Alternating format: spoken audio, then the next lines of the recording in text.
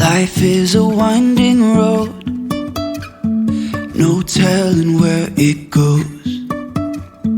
Driving through days and nights, won't stop for traffic lights. And I really wanna know,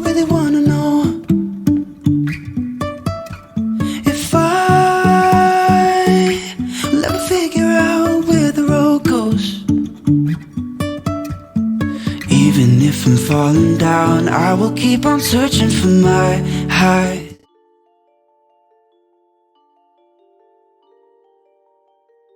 Hi, I'm Kira Evans, and today I'm going to share with you my insights on what would make a better future for African schoolgirls. Enrollment. Regional enrollment for schoolgirls in secondary schools across Africa is around 29%. 29%. A better future for African schoolgirls is to make it a legal requirement for children to go to school until age 18 and to enforce it across Africa. Ending all child marriages. Imagine you're a teenager, and to me, this hits very close to home since I am a 15-year-old girl. And when you're a teenager, you have so many hopes and dreams that you want to accomplish, and you feel that the sky is your limit. But imagine you're a young teenager and you're forced into a marriage. You're forced into a strange man's arms. You're forced to have his children. You're forced to be his wife, and the trauma that must come with that. No child deserves that. A better future for African schoolgirls is to monitor their home life and end the vile practice of child marriages. Education on gender stereotypes. Educating girls and boys on sexist beliefs would be a better future for African schoolgirls. Teaching that girls can do anything, that girls can do everything a boy can, that girls can work in male-dominated fields, that girls can be more than just mothers. This would make a better future for African schoolgirls. Ending FGM. 200 million girls and women alive today have been cut in 30 countries in Africa. Ending this backwards practice with absolutely no health benefits that causes severe bleeding and painful problems would be a better future for African girls. Safety. Those few African girls that are able to go to school have to face the possibility of significant danger when travelling to and from school due to threats of sexual abuse and bodily harm. Safety is a human right. No one should be denied that. A better future for them is to have a school bus to take them to and from school. Fees. Many parents can't afford to send their daughters to school or for their daughters' school equipment. A better for all African schoolgirls is for the government to provide sufficient funding to schools, so schooling and resources can be provided for free. Thank you for listening. Those are my brief insights on what would make a better future for African schoolgirls. That was Kira. Kira couldn't join us. She's based in UK because she has school and she couldn't. She's preparing for her GCSE, so she couldn't join us. But she's very much with us here this afternoon. And those were her thoughts on the reasons why we are here today. And I think that has helped us to put things in perspective. So now, before I move on, I need to introduce the last one of our panelists. Last but not the least, even on the program, she's going to be speaking last because she's going to be speaking on practical strategies, not just normal interventions. She's going to be talking about skills needed for the girl child, very much so in our digitalized world today. So I would like now to call on His Excellency Ambassador Abiodun Adejola to give us some few remarks as we go into the meeting. Thank you so much, Excellency. Thank you so very much, and good afternoon, everyone, again. There is this usual usage in Nigeria will say all protocols observed. So you don't need to go back to mention names again. I have a couple of thoughts put down for this event, and but I can't but thank so very much Mrs. Adebayo, Dr. Adebayo, and her team for the opportunity given to me to share my thoughts on what we have today to engage and discuss on the theme of this year's International Day of the Girl. We have it as my voice, our future, as well as what I could also garner from UNICEF's very own digital generation, as she said, our generation. Undoubtedly, for me, I believe what we're doing today is an essential platform to initiate deeper engagements and for us to forge closer collaboration and commitment to protect, to promote, and to safeguard the rights of the girl child, including my daughters and your daughters, and as it were, and possibly, probably, our granddaughters, our sisters, and our nieces. 75 years ago, the UN, UNICEF, was established to assist children in crisis. That's actually the objective in tradition of Voto Fund, as they say. We may also notice that the founding declaration, which reads, "The world's hope is directed towards the coming generations." That very line was inspired by the desire of the international community to provide humanitarian and developmental aids to children in crisis, and not only to do that, but to address their long-term needs. Today, 75 years after now, go forward. That's noble declaration, and we can now say what is there. The poster for us is whether that same international community is prepared to pull all the strings to do what it promised to do, and that is to protect, to preserve, and safeguard the rights of the girl child in the face of what we go through right now. It could be what you and I know, even COVID-19, the pandemic itself. How can we say the girl child has fared during this time? So, friends, participants, it is possible for us to say it is this way or it is that way, but it is also impossible for us to overlook or to ignore those numerous challenges the girl child faces today. And this is due to her age, her gender. It is also undeniable that they have been the most that is negatively impacted, if we truly look at it, due to the challenges of the outbreak itself.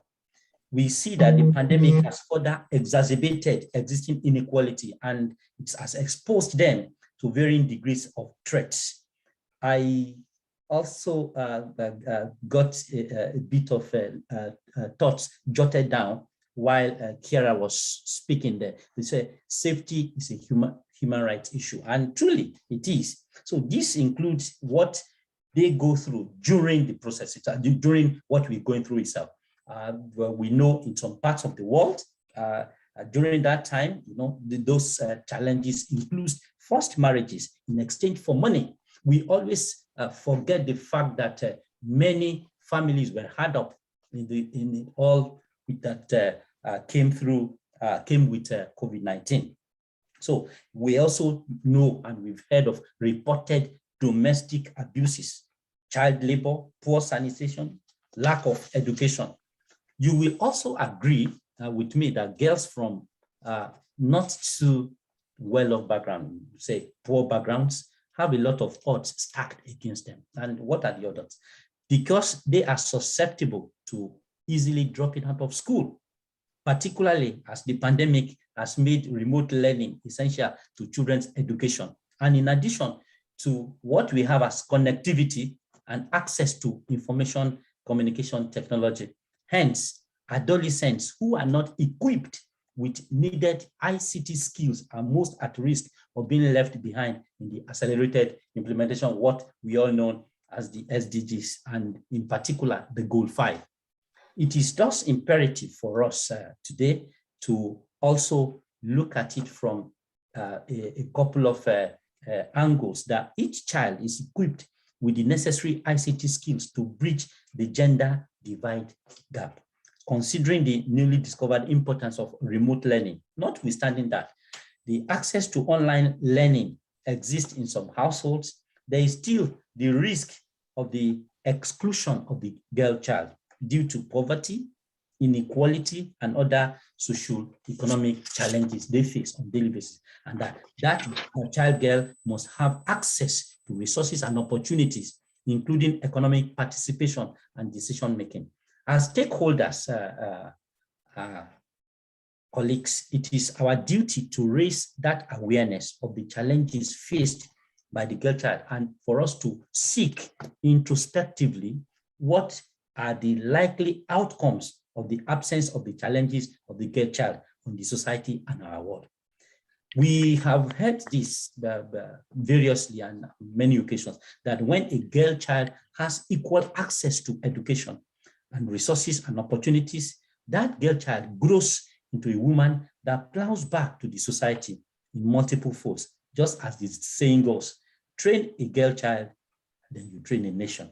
I conclude my remark by charging us today to engage in and stay committed to individual and collective duties by ensuring the removal of all barriers, whatever might be those barriers, all barriers to education of the girl, and to promote gender equality in education. States, when I say states, I mean different countries, must ensure the provision of appropriate allocation of resources to cater for the needs of that girl child, especially in the domain of education. It is in the implementation of these noble objectives and principles that medals can be recorded as we collectively and most stridently work towards achieving that 2030 SDGs. And then with the mantra, I leave no one behind, leaving no one behind, as they say. I thank you.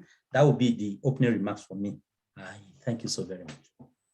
Thank you so much, Excellency, for that introduction. He is a gender champion, as you have all seen, and thank you for reminding us of that wonderful SDG mantra, leaving no one behind. Certainly not leaving the girl child behind. Before I move on to Ambassador Smith, I omitted to give the floor to Madame Eriyi to introduce herself very briefly. Winifred, are you here? Hello? Yes, I'm here. My name is Winifred Iriyi. I am located in Charlotte, North Carolina. I'm the chair of the Girl Force Movement Coalition in Nigeria. Okay, thank you so much, Winifred, and we look forward to hearing what you have to say much later on. I would like to welcome Ambassador Smith to take the floor and give us a brief remarks. For those of you who don't know, Norway is one of the great examples of our world today in terms of gender parity. This is a country we all countries need to emulate. And I hope at some point during the event, Ambassador Smith will be able to share with us what we need to be doing to get it right. 25 years post-Beijing, and we are still talking gender equality. We are still talking removing barriers, removing bias. We are still talking, advocating for an equal world. So Ambassador Smith, the floor is yours, and we thank you so much for joining us this afternoon. Thank you so much for giving me the floor, and I'll definitely touch upon some of these issues in the statement that I'm making now. So, dear friends and colleagues, throughout the year we celebrate and observe a number of important days, but I must say that this one, the day dedicated to the girl child, marked on 11th of October, is absolutely a personal favorite. So I'm very glad and honored that you invited me to speak here today, and I would like to thank the Bridging Development Gaps and Dr. Adebayo for inviting me to this special occasion. I think that the International Day of the Girl Child provide us with a chance to reflect both upon challenges and maybe also on progress. And it gives me, as a woman, as a daughter, as a mother of two girls and a boy, the possibility to appreciate the obstacles, but not least the opportunities that women around me and I have experienced. And it is tempting to use my paternal grandmother as an example. She was best in class when she graduated from her primary school in 1924, but her family could not afford to let her continue her education. The oldest of 10 children, she started to work outside the home to help her siblings. And through her life, she showed me her grade card many, many times and reflected upon lost opportunities and how much she would have liked to continue her education. And this is Norway. And thinking about what has changed in 2 generations is quite, well, both very optimistic, but also gives room for reflection. And I think it's probably thanks to the feminist movement in Norway, but also on political and social will, that laws were reformed and social customs changed in favor of women's rights. And it didn't happen by itself. It happened because it was decided and pressured in that direction. So in our case, our society in Norway has enjoyed great improvement in terms of formal equality between the sexes. And in the space of less than 3 generations, girls now have equal access to education at all levels. Female youth can engage in politics. Sexual and reproductive health and rights is a government priority. Safe abortion is available option for every young woman. Parental leave is shared between the mother and the father. And there are fewer gender barriers in terms of career choice for girls growing up in 2021 than ever before. Yet, even in Norway, we have challenges that still exist. And creating a better environment for our children, for our girls, takes ongoing efforts, and it takes ongoing political will. And not least, it requires us to constantly listen to the messages of the younger generation, because it might look easier for us, but it's not necessarily the case. So we speak about giving someone a voice. But the truth is that people already have a voice. It is about whether we're able and willing to listen to their voices and to their stories that will be crucial to create changes. And there is still a lot to be said about the situation for girls. The challenges may have different causes, but are almost always rooted in gender inequality and discriminatory norms. We know that modern slavery, trafficking, and sexual abuse is a tragic reality for girls in many parts of the world. Learning losses due to COVID-19, growing poverty, and early and unwanted pregnancies continue to represent an increased threat to women's and girls' education. We know that harmful traditional practices such as female genital mutilation and child marriage affect girls throughout their lifespan. They hamper development and are a serious barrier to girls' ability to participate and contribute to society. So abolishing inequality and harmful practices is in the interest of everyone. Promoting equality and ending harmful practices has also been a priority for Norway for a long time. We have stepped up efforts, set out our strategies, and strengthened our engagement. Our ambition is for every girl to live her life without being subjected to harmful practices.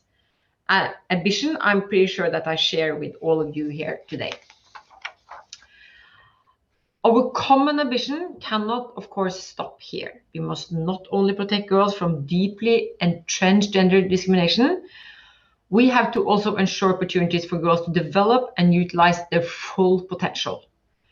And to succeed, I think we've learned that we need targeted efforts against abuse and harmful practices, and we need broad investments in education, global health, job creation, and in measures and policies that truly promote gender equality. In the case of Norway, we know that in order to really make change, you need to do what we call gender budgeting. You need to look into the national budget, see where the money is going, and where the money is going, political things happen and things actually change.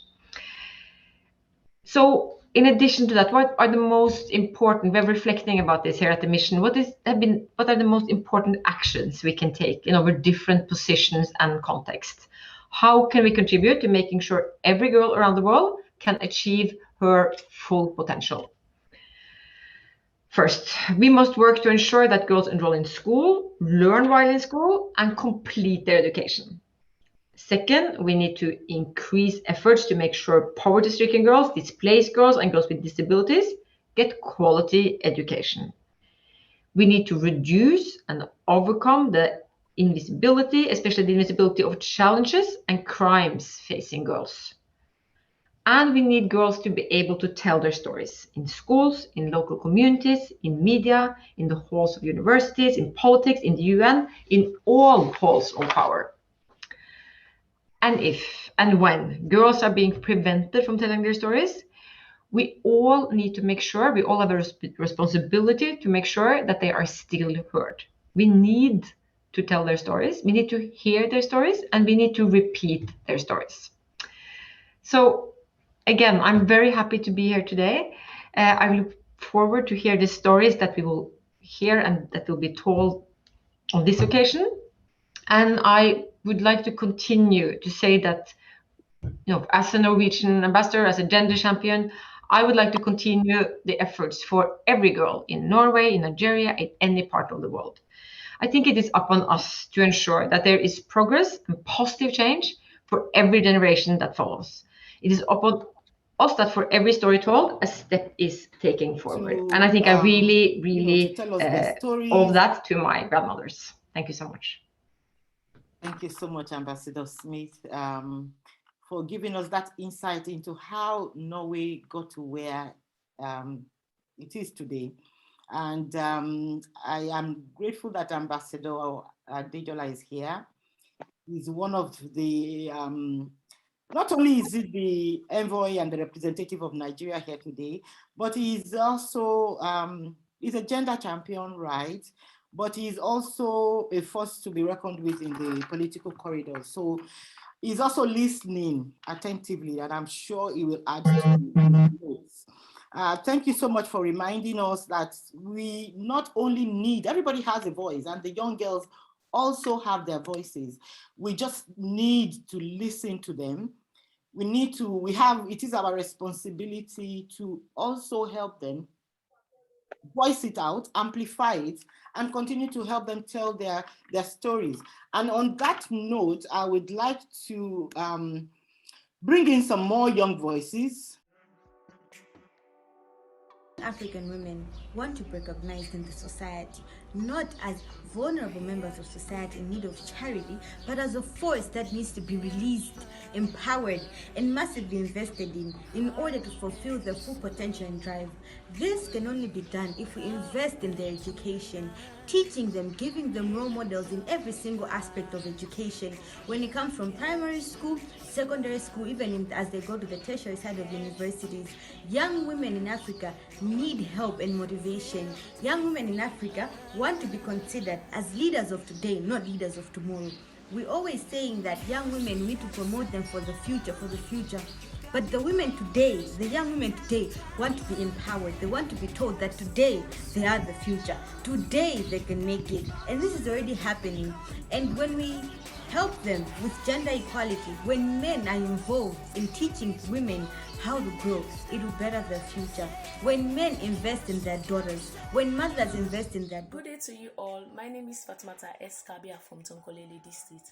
Well, actually, the idea of gender equality in the state is a very important issue, especially in the girl child education. Because we need to understand that our parents still have that ideology that girl child education ends in the kitchen. So in that light, they give small priority on the male education instead of the female education. And when there is gender inequality in a state, it is most likely with the women that are disadvantaged and marginalized. So in order to promote gender equality in a state, in both economic, social, and political decision making, we need to start now by promoting gender equality in a girl child education.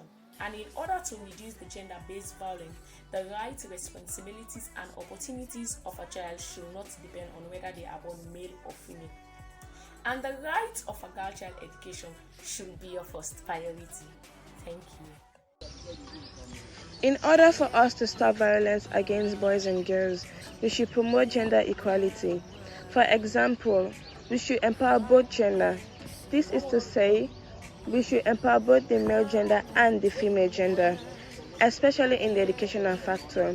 We should stop going with the ideology that says boys are the only gender meant for school.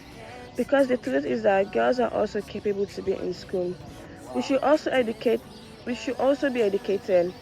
Because when a girl child is educated, we fight for gender equality. We fight against early marriage. We fight against early pregnancy. And most of all, we fight for our rights and know our rights. We also fight for our integrity and dignity. Yes, thank you so much. We had Sunganani from Malawi, and then we had Philomena from Sierra Leone, and all of them sharing what they think the girl child needs. So now let's come back to our space here, and I would like to bring on board Marin. Marin, are you ready? Marin will be able to tell us from her own perspective and her own world what she feels about the theme for today's meeting. Marin? Hello, distinguished speakers and distinguished guests.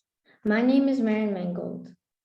I'm 11 and a half years old, and I'm a student at Collège Champiter in Switzerland in class AA. I'm honored to be here today to speak about a subject so close to my heart, being a girl.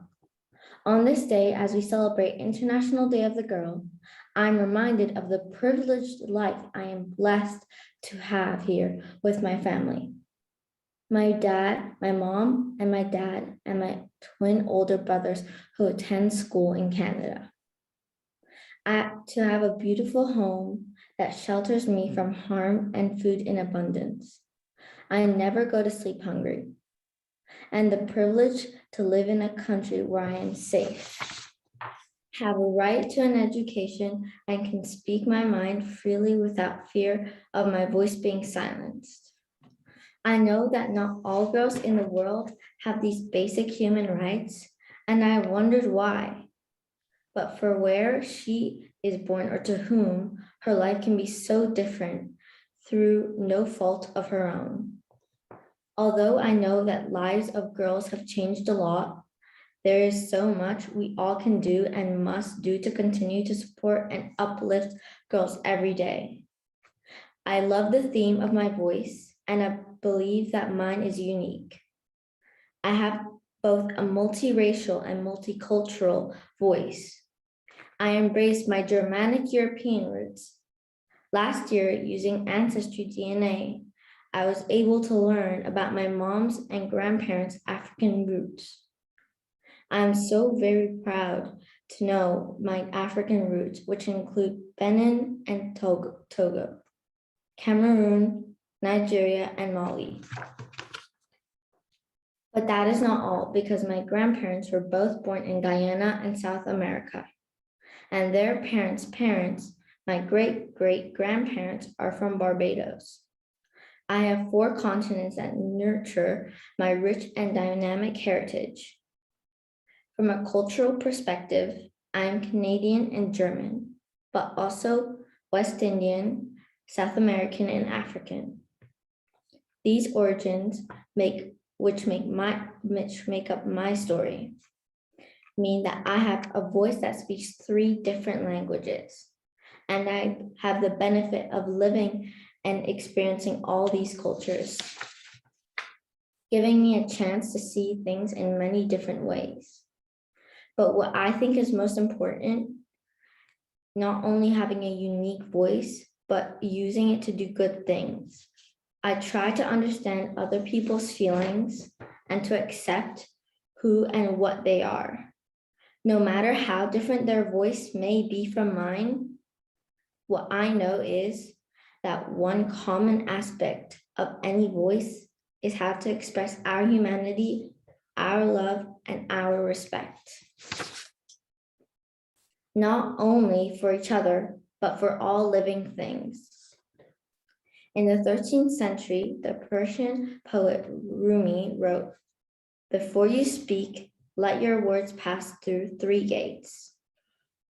At the first gate, is it true? At the second gate, ask, is it necessary? At the third gate, ask, is it kind?" Centuries later, this advice is still true. These 3 questions encourage me to take my time before I speak and to use my voice to promote truth and kindness. The next theme is bridging gaps and creating an equal future.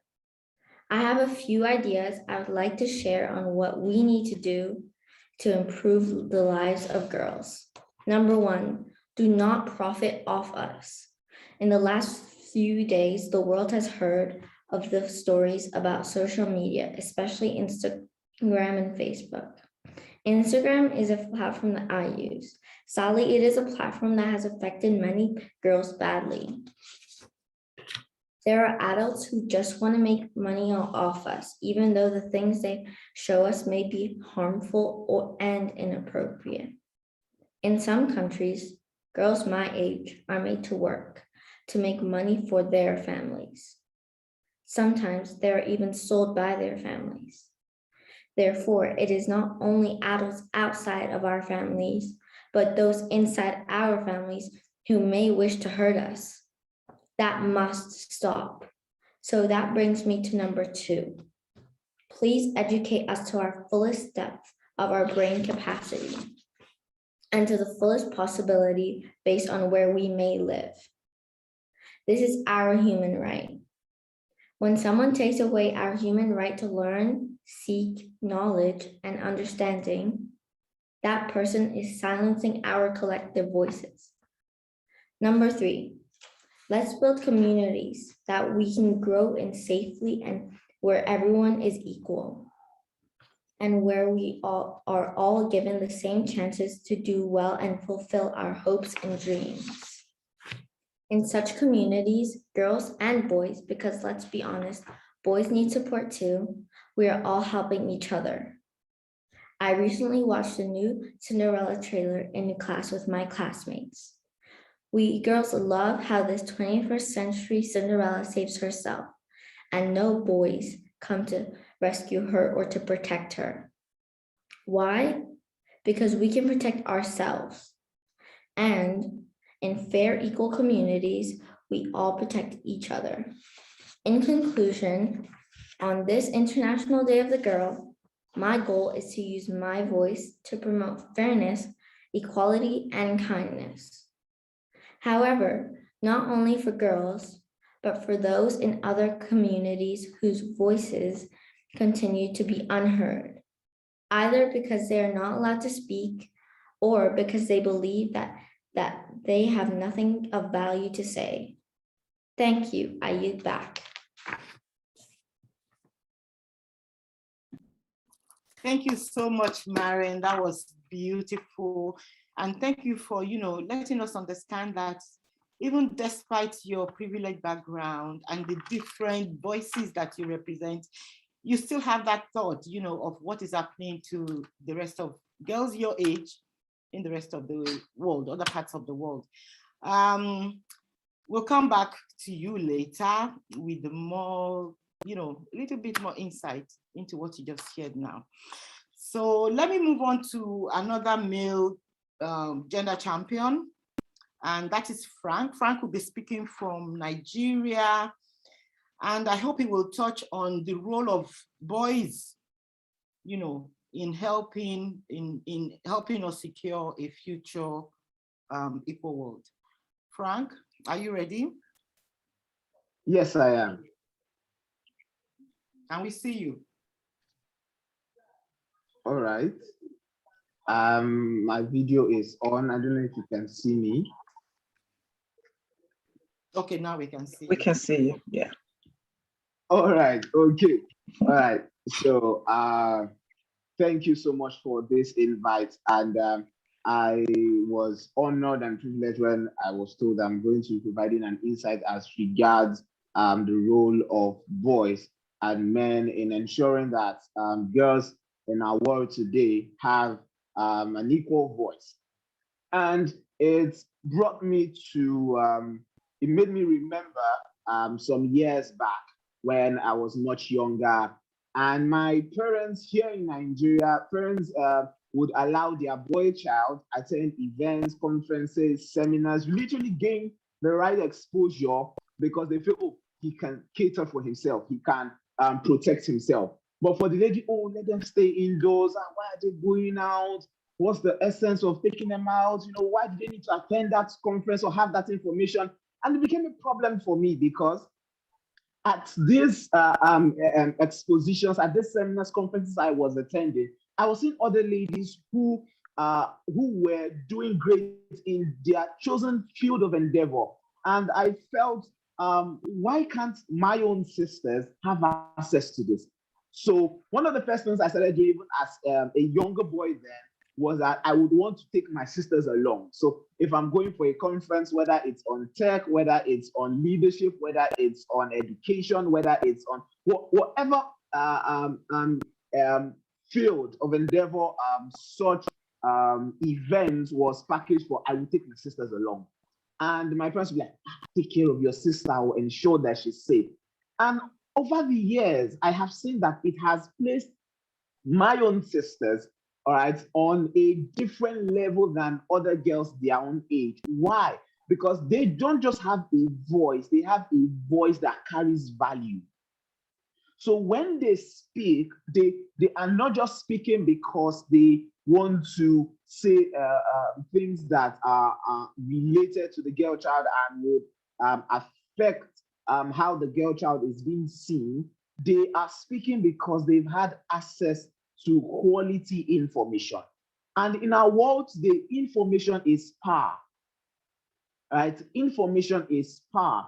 I might not have come from the most privileged of backgrounds, but one thing I have been able to do over the last few years is see how my own sisters and every girl around me, every lady around me have access to quality information. Information that is able to change their lives, move them from the level they are to where they want to be, you know. And it's really important because the truth is, ladies these days, girls these days are aspiring to become better. They have a lot of role models they look up to. They have the Ngozi Okonjo-Iwealas to look up to. They have the Kamala Harris to look up to. And they are inspired to be more than who they are right now. They are inspired to be more than who they are right now.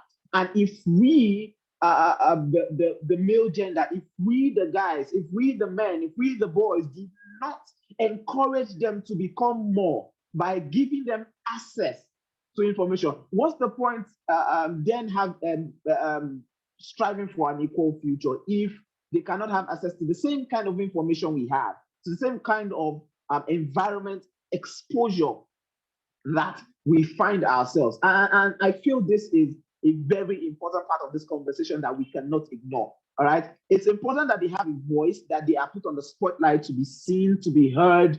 It's also important that they have access to quality information. All right. And this information spans across different areas. All right. We cannot have an equal future if we do not have women that are prepared for leadership. We have a problem in this side of the world, in Africa especially, because people will say, why would a lady want to assume a leadership position? Does she have the charisma? Does she have the necessary information? Does she have the necessary qualities to handle that position?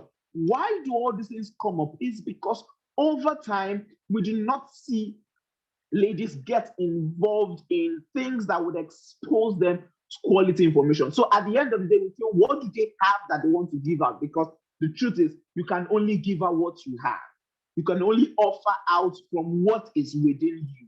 So if we don't have ladies, if we don't have girls, if we the boys do not encourage ladies to push to access quality information, all right, open up windows for them to know more, to do more, to be more, then there is no way we can have an equal future. Then what's the essence of their voice? What's the essence of their voice? Because at the end of the day, you can't just have a voice. Your voice needs to carry value. All right. And it's value the world wants. The world doesn't just want your voice, because everybody has a voice. Everybody can speak.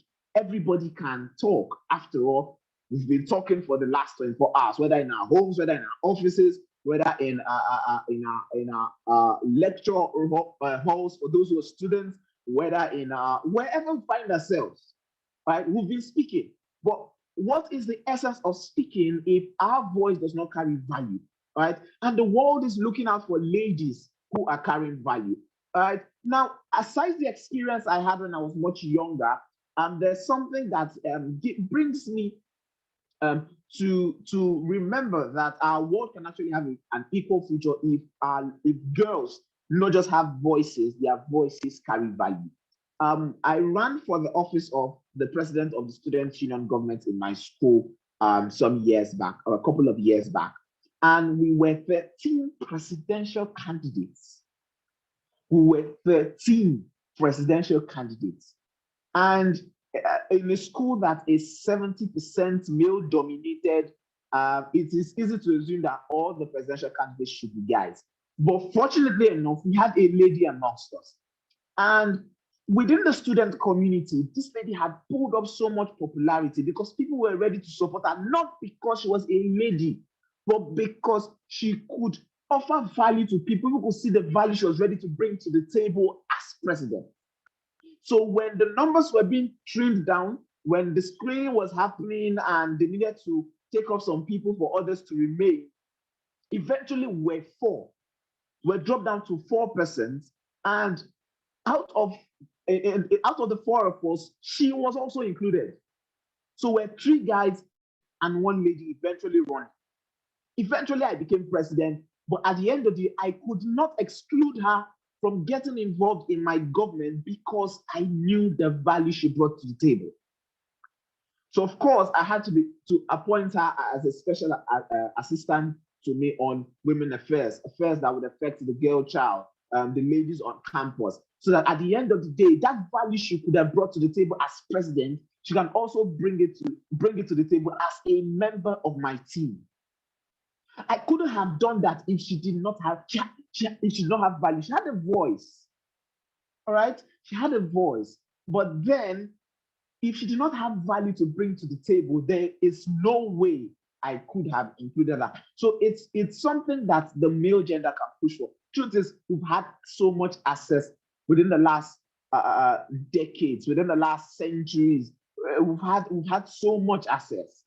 We've had access to meet with people because of our gender. We've had access to quality information. We've had access to certain skills, right? Even now, even in this part of the world, you will see certain trainings that are put together, and people organizing the trainings, especially tech skills, would look for more guys than ladies. And I'm like, what's the point?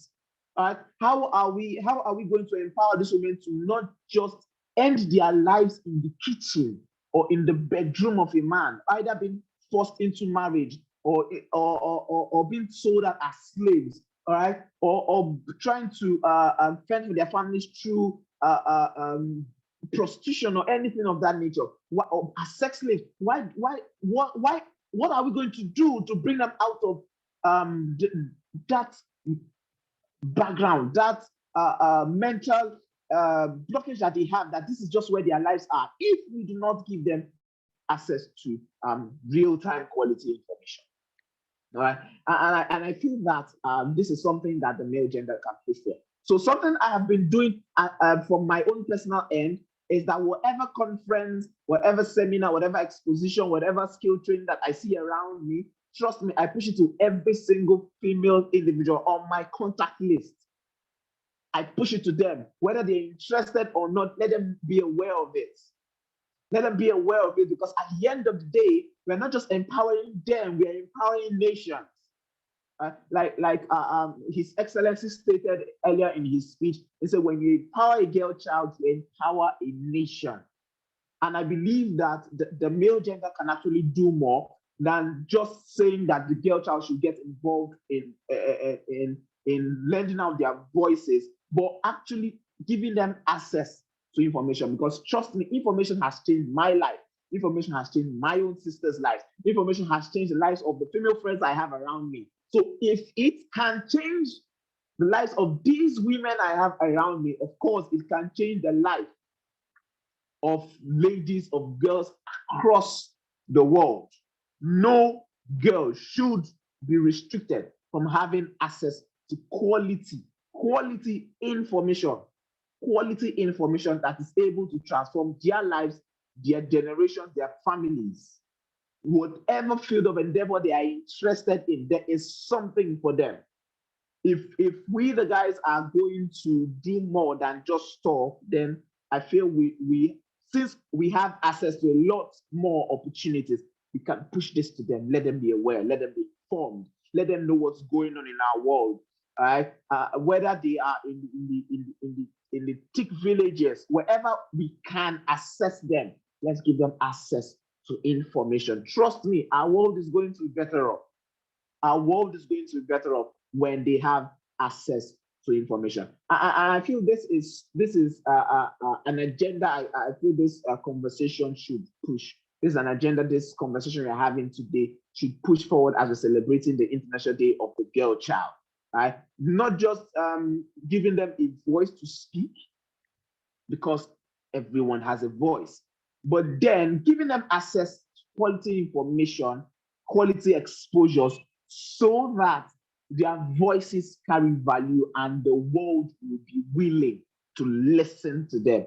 And at the end of the day, the world will be better off for it. The world will be better off for it. This is my contribution to this conversation, and I believe that the Boy Child can do much more. I've started in my own space, and trust me, I'm encouraging every single guy that is listening to me in this meeting to do same. All right, every girl around, every girl child around you, every female around you, your daughters, your nieces, let them have access to more, to quality exposure, to quality information, so that they won't just have a voice, but whenever they get to speak, the world will pause and listen to them because they have value. And trust me, our world will be better off than what it is today. Thank you so much for this opportunity to share this information. Thank you. Thank you so much. I'd like to bring on board my co-host. I hope she's here. Oh, I see she's dropped off. Nonya, are you here? I'm here. Okay. Nonya Otuenye is one of the directors of the organization. I hope you can come on camera so we can see you. I am on camera. Oh, okay. Yes. Can you see me? Yeah. I hope people can see me. Okay, now we can see you. Good. Yes, I am on camera. I've changed devices. So okay, good. So Nonya will take over here from here. Okay. Yeah, thank you very much. Thank you very much, Samuel Frank. That was very good. Thank you, Dr. Bisi Adebayo. I did listen to the three last speakers, our excellencies, as well as our very dear Marian Mangold, and that was brilliant. Of course, I've drawn strength from her presentation on improving the life of girls, and then with Frank, Samuel Frank, I've taken on board his beautiful story about taking his sisters going for events and you know, having that voice of value. So not just a voice of value, and most importantly, enabling them to be able to have access to quality information. And that tends to, you know, we say it on this side of town, it rubs on you. You know what I mean? So by the time you go for all these events and the time you read all these books and get all that, it kind of rubs on you. You know what I mean? Without you even knowing. So that's brilliant. Well done, well done. Yes. Can we throw the floor open, Dr. Bisi? Is it okay for us to speak to other partners if they want to share? Or should we go straight? Can we share you know, there's a poem. Can I share that now before we go on to question and answers? And before yeah, that would give us time to reflect. Hello everyone, I am Vicky the Poet, your Afro poet. Today I'll be performing a poem entitled My Voice Our Equal Future. So sit, relax and enjoy as I perform. I've been locked in cells of neglect. I've been misused and bruised in caves of abuse. I've been left alone like Scary Island. I've been looked down by cipher, trapped among decimals. I have struggled through rough time, battle with angry storms on strange seas. Many a time, my boats capsized, but my hope swam through. Many a time, I missed the sun, only to catch up with fading stars. My voice like a sledgehammer, I have broken down the walls and barriers of neglect. My words have unleashed piles of treasures, but my pleasures are buried inside of girls. Girls whose choices are unheard, girls whose voices are unmet, and girls whose dreams melt before dawn. My voice, our equal future. Yeah, I just would like to, Dr. Bisi. Yeah, the questions, yeah. Yeah, I would just like to throw open questions and answers, please. Does anybody have anything to ask the panel? Are there any questions in the chat that we need to bring up? No, I can't see any questions. Yeah, I can't see any questions. I just want to ask, if I may start, if that's okay. I know Samuel Frank talked about having access to quality information. How do we, what is quality information? I know people will say, well, they've got the internet. You know, how do we actually channel quality information to our girls? So when they're going onto Instagram, just like what Marin said, you know, Instagram is good, but then there's some things that are not too good.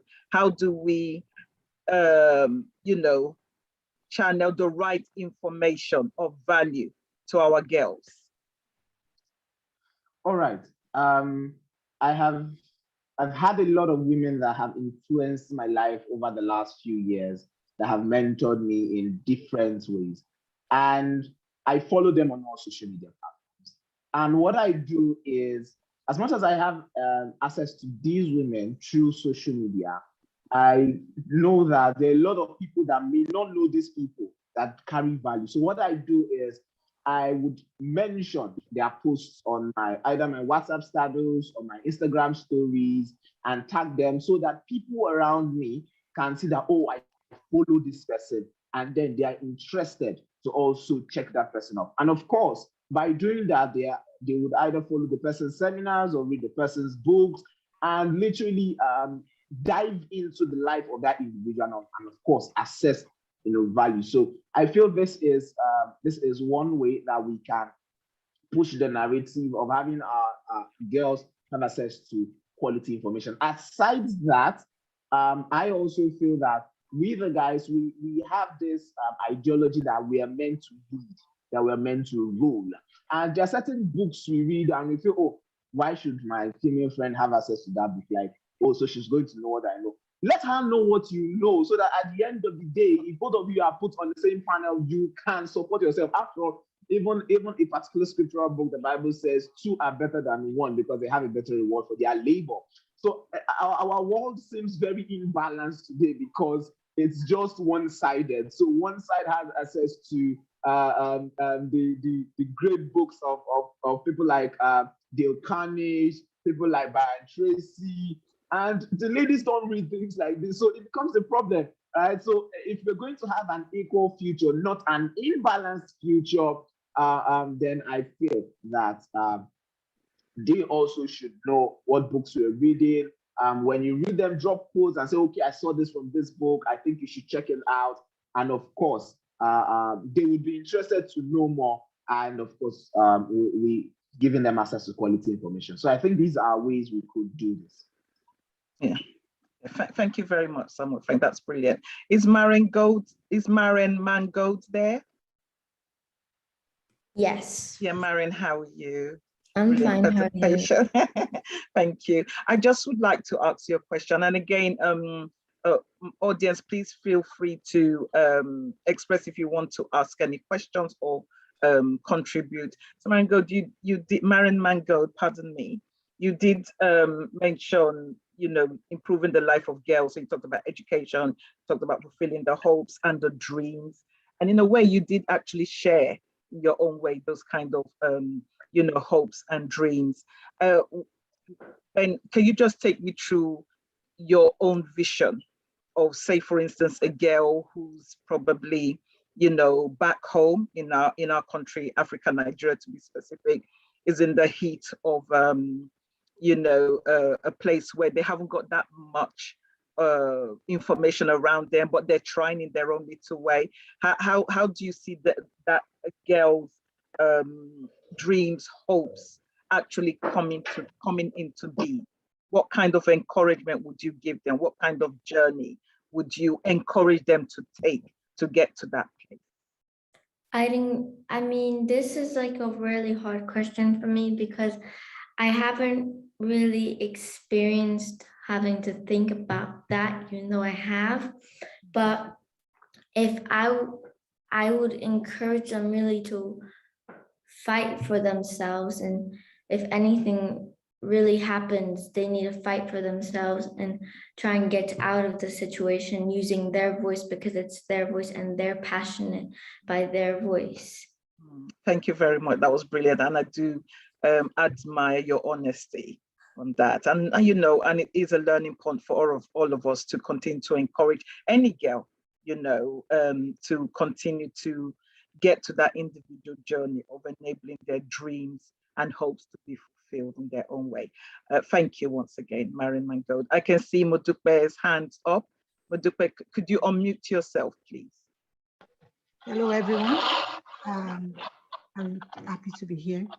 I just want to quickly add to what has been said concerning passing on of quality education. You know, I think we could also do creation of awareness in our schools and our churches. Mostly, let me just say, in the communities, you can do community outreaches whereby girls get well informed of exactly what is going on. Then lastly, let me add also that girls should be empowered to be able to stand as powerful advocates of their own rights. It's very powerful for them, for people to hear their voices, you know, and we women will be the ones that will like stand for them everywhere, you know, especially parents. I'm talking about parents too, but most especially women. You know, we're talking about the future, but the now, what is happening in our lives will be a powerful message to these children, these girls we're talking about. And we also need the religious leaders, you know, and we need the voice of the religious leaders, because the parents, the religious leaders, and the rest of them are authorities in decision making. They are real influencers in our society. And so we need them. We need them a lot to guide these children. Thank you very much. Thank you very much. I can see at least 4 hands raised. I'm going to start with Mary Lou Watson, and then Your Excellency, I can see your hand raised. I can see your hand raised. Please bear with me. Mary Lou Watson, please. Hello, everyone. Thank you so much for this really extremely important information. And I'd like to applaud everyone who spoke, especially Marin. One of the things that, you know, at least is a question in my mind is, we know what we want to do and need to do, but how do we go about actually putting it into play? I put a link in the chat because I had the good fortune to be involved with the Mandela Washington Fellowship here in the U.S. and met amazing fellows who I believe some of them may even be on the line now, who are very much into advocating for women and people in the community. I was fortunate enough to connect with one in South Sudan who's a physician by practice, but he started a school because apparently in South Sudan, you're only guaranteed an education up to like our equivalent of 8th grade, about 14. So he created a high school for boys and girls from age 14 to 19. When the pandemic occurred, we were talking and he was very concerned that with everyone being closed in and not able to work, that unfortunately many girls were going to be married off, and much of what was said early on against their will and so on. And it evoked such a response out of me. I started to scramble in my mind to think like, what can I do? What can we do? And we ended up coming up with this girls' summer internship program where literally I mobilized friends from Bermuda, Switzerland, the US, Canada, to donate money where these girls would get paid literally $15 US a month to participate in an internship. And the purpose of that was I wanted to raise the awareness of their family members and their community that girls have absolute value and that they can contribute to the overall upliftment of the community and even their household. So I'm happy to say that this program is going on strong. And in fact, they have even come up, we started a woman's vocational training program there as well. And I'm in constant communication about it. But it takes such a small amount of money and effort. But the big issue is having boots on the ground, someone there in the respective country that's willing to start these programs. And so I just wanted to really make more of a comment, and I'm going to share the connection to the Mandela Washington Fellowship Program, because there are some amazing young leaders throughout Africa who have committed themselves to doing exactly this. So thank you again. This is an amazing program. Thank you very much, Mary Lou Watson. That was really good. And thank you for sharing the link. And if you could kindly liaise with Dr. Bisi Adebe for more information so that we can, hang out. Yeah, thank you. I can see that.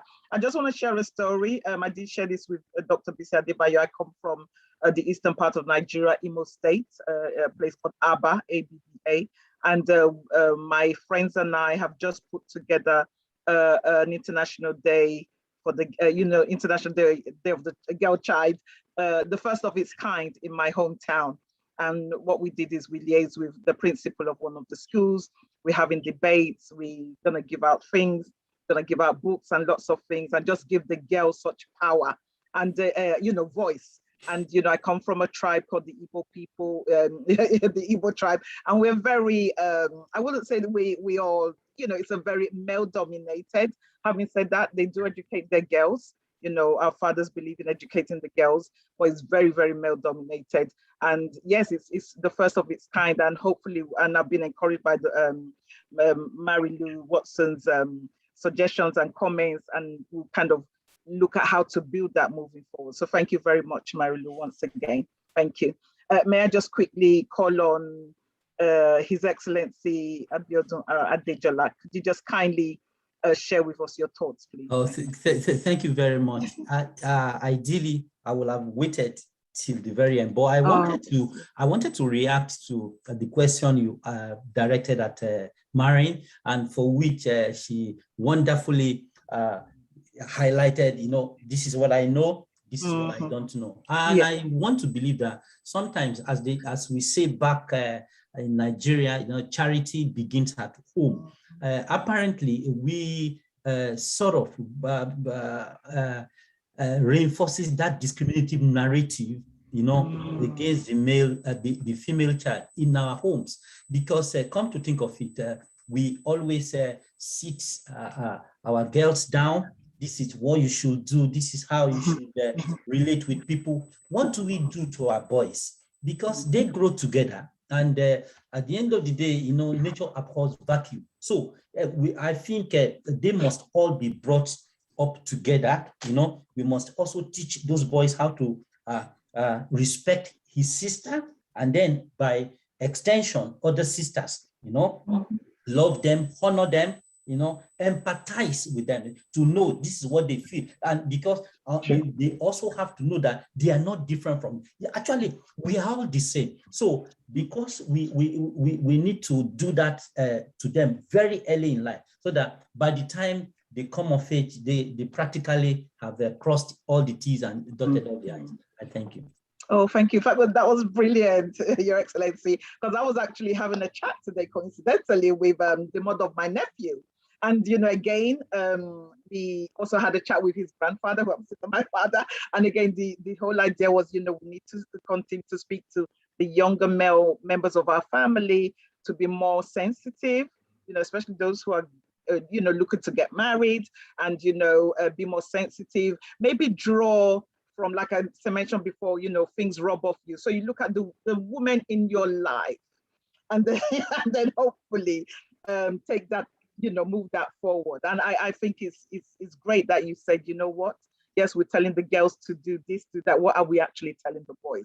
And to be fair, that is something that has been coming up quite a few times. So thank you very, very much. Thank you. Foluke, would you like to lend voice? I can see your hand is raised. Foluke. Okay, thank you very much. Good afternoon, everyone. I thank you for giving me an opportunity to speak. I wasn't planning to actually contribute today because I was, even though this is run by someone who I know very well and I know her passion for this, I was actually invited by a member of my old school association. I went to St. Anne's School in Ibadan, which is well known as previously one of the best girls' schools in Ibadan, and started from the first girls' secondary school in Ibadan, in Nigeria. What I would just like to contribute is that we really need to, it's all very well preaching to the converted. All of us that are here today, I'm so glad that His Excellency is here today, because this is actually more addressed to him. We obviously live in a very patriarchal society in Nigeria. I don't live there anymore. I'm now based in the UK. But with our old Girls Schools Association, we've had a lot of issues where we've actually had to come at loggerheads with so many people with regards how they're leading our girls forward, the sort of education they're giving them, the sort of environment they're providing. Most recently, there was an attempt to, you know, inaugurate some school governors, which were all male. Now, in a girls' school, where would you have an all-male board of governors? It is ridiculous. It is totally ridiculous. So we really need to speak to more people in government. We also need to speak to more, we need to have symposiums in the schools as much as we can. It's like I said, we're preaching to the converted, but we need to try and set up symposiums within the schools where these girls can actually learn that life is not how some of them have, how it's been, you know, promoted to them. There are so many opportunities for them. I'm so glad the way Mr. Frank spoke so passionately about opening the ladies' eyes to new things, new opportunities, new ways of life, and where they can actually advance and actually have a seat at the table. And this starts basically not just from the home, but within the schools, because there are so many parents that don't even, especially in Nigerian society, that don't have the time to actually sit down with their children and have these meaningful discussions. Some of them are not even educated to that level to be able to have these discussions. And we know in Nigerian society, it's like, when you're a child, sit there, keep quiet, don't say a word. And the places where they can speak out are mainly when they're in school. And if we have more sort of symposiums and, you know, discussions with the girls, with the girl child, you know, setting up these sorts of symposiums in the school. I mean, I don't think there's so many literary and debating societies anymore in Nigeria, but back in the day, these were the sort of places where we were able to voice our opinions and state our views. And I think that you'd be surprised what sort of information we could gain from the girls as well as give to them. So that's all I just wanted to say. Thank you, His Excellency. I hope you've heard my voice. It's a very little voice amongst many, but I think it's something that we really need to do within the Nigerian society and across the world. Thank you very much. Thank you, Madam Folike. Thank you so much. You know what? This thing about debates, and that is something that we take into my hometown that I was talking about. And I agree with you. I remember in those days, I would show up and I would, you know, do my debates. I would prance around the room with my fellow debaters. And it's something that we don't see these days. And yes, you've taken us down memory lane, and we need to put it back in our schools. Yeah. Thank you so much. Thank you very much. I've got Mina and Ima Bong. Let me, Ima Bong, please unmute yourself, and then after Ima Bong, we'll go on to Mina. Ima Obong, Ladikbo Sanusi. Are you there? Okay. Yeah, good afternoon. Good afternoon, madam. Can you hear me? I think, yes, we okay. Can. Thank you you can for see your my time. video now. Okay, good afternoon. I want to sincerely appreciate the convener of this Zoom. And good afternoon, Your Excellencies, and all protocols observed. For me, I really love what is happening here, especially the voices of the girls who have heard.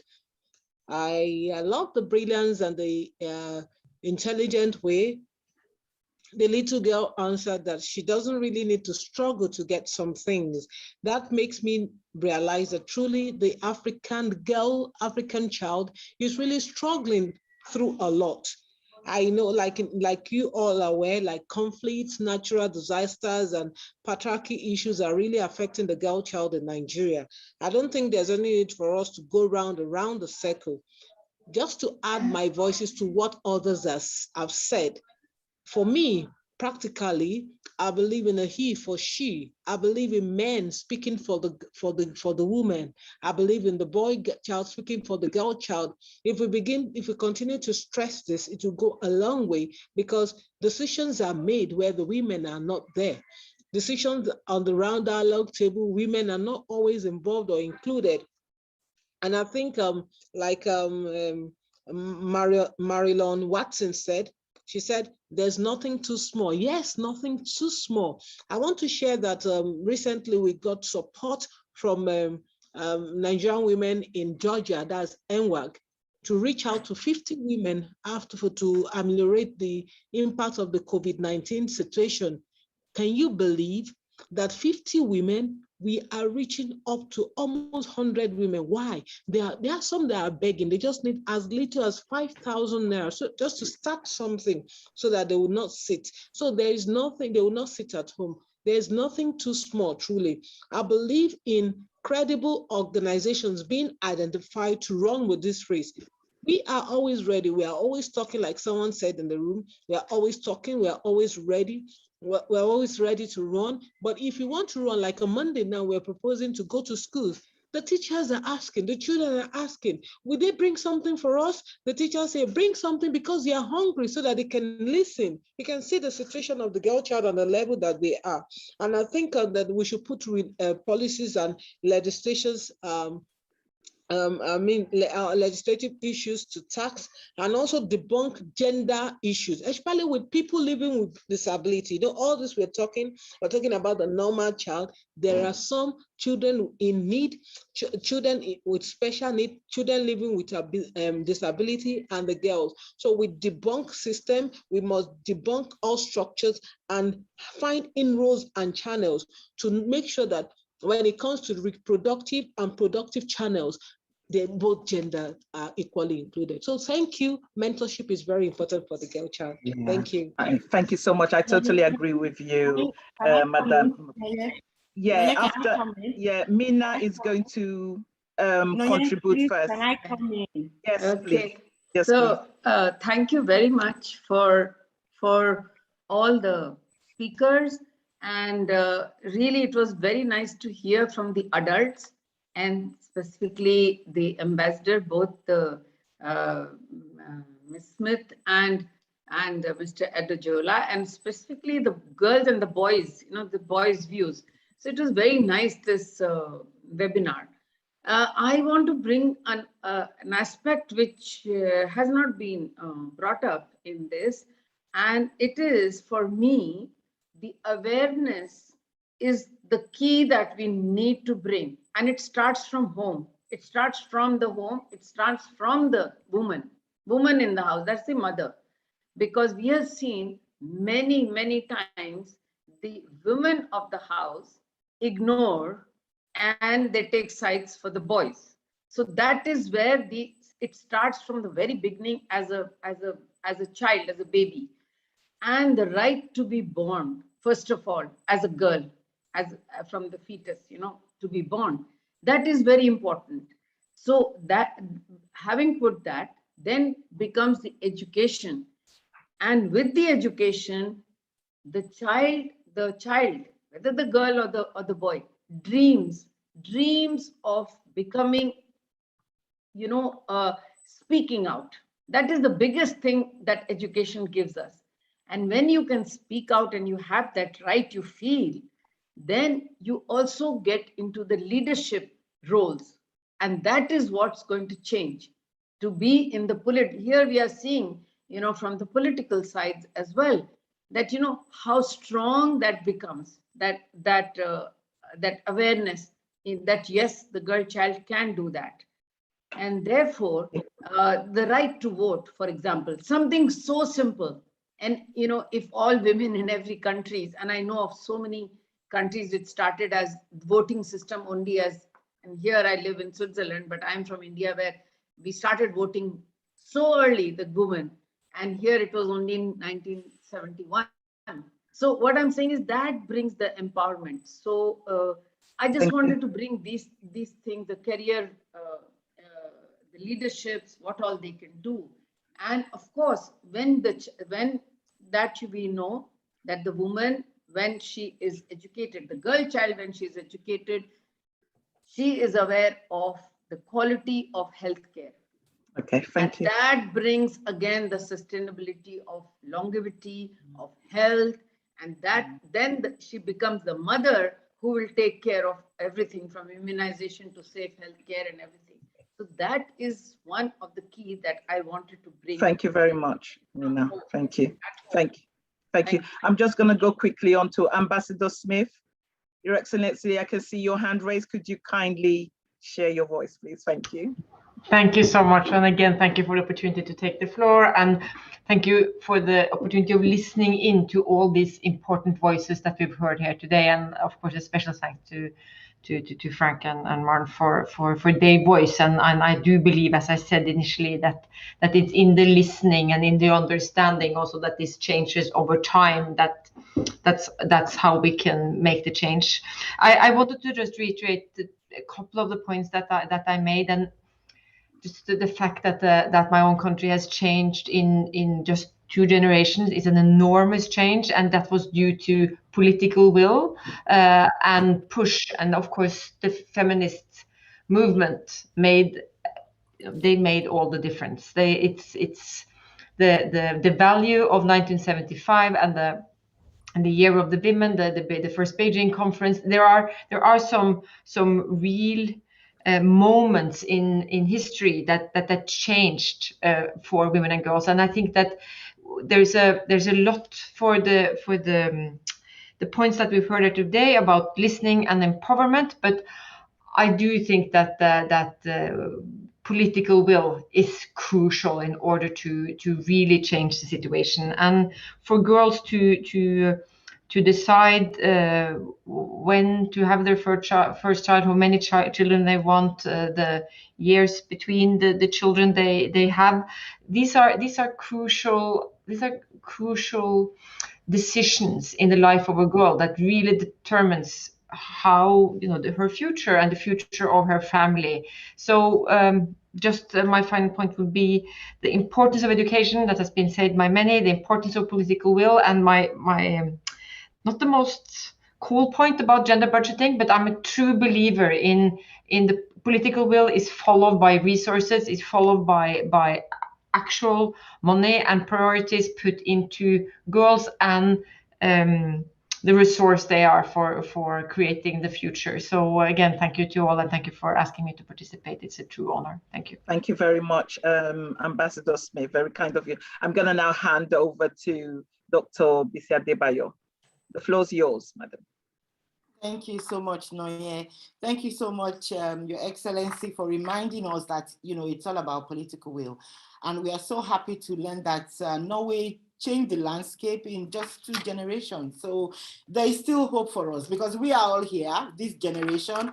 So hopefully when we hand over the baton, we will be handing over a much more equalized world.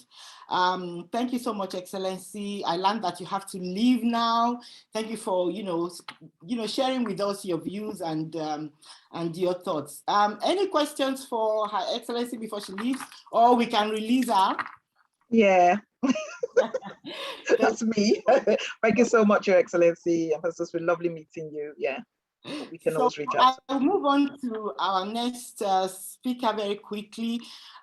This is Rosalind. Rosalind she's speaking from Kenya, and she would help us to, unpack and connect the dots between the younger generation and the older generation. What are the similarities? What do we need to do to ensure that right from when they are young, to that old age, we have that equal feature, and we don't need to keep advocating for equality anymore. So Rosalind. Yeah, thank you once again. Thank you very much once again for giving us this great opportunity to speak and to also contribute to this important conversation. And as I had mentioned earlier on, that our organization is focused more on the low and middle income countries, and that's where I will base my talk. And as the rest of the speakers have said, that gender-based discrimination, harmful practices, and stereotyping, what we are now calling ageism, continue to negatively impact our girls. And it's not just girls at the beginning, but it continues over the years. And we have realized that even despite gender equality progressing, it seems like in low and middle income countries, still the progress is quite slow. And that would mean that then if you look at the focus of today, how should we, program to ensure that those that have been left behind actually the people we should focus on at the moment so that we can contribute to our commitment around SDGs, not to leave anyone behind. And just looking at what we do, because we work in the community, we have seen that most of our girls actually are living in rural areas and in very difficult contexts, like in conflict, endemic areas, in refugee setting, in informal settlements, and some even are homeless, are living in homeless families, and some are also living in very remote areas, especially where we have, climate change effect with the, continuous and regular drought that really affect their well-being, and of course some are also with a disability. So it means that these areas, it means that they are living in communities, in families where families that have always experienced chronic poverty, and are also this is where also there are poor services related to access to health, access to education, access to anything that is important, including the information we are talking about. But even this is not the end. Just look at the impact that this has done to such areas in terms of the impact of COVID and digitalization. And on top of that, the continuous urbanization that we are experiencing. It means that these areas will continue being left behind, meaning that our girls will still continue being left behind, and their future will be compromised. And if you look at those areas, then you will see that then our girls instead of going to class or playing or interacting or raising their voices, their main concern at that point will be, where do we get food? So that's something that we may need to look at. But further, if you look at these areas, this is where our older person actually live.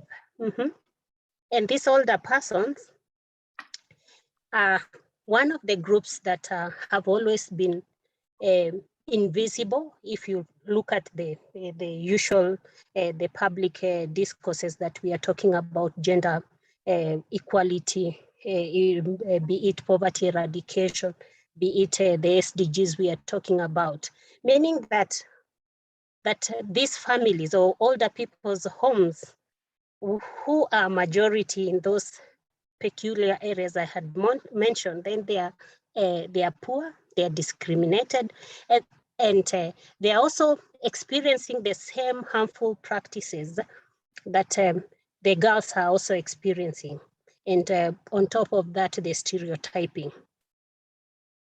But when you look at the reality in Africa, for instance, 40 to 60% of our children are actually under the care of older person.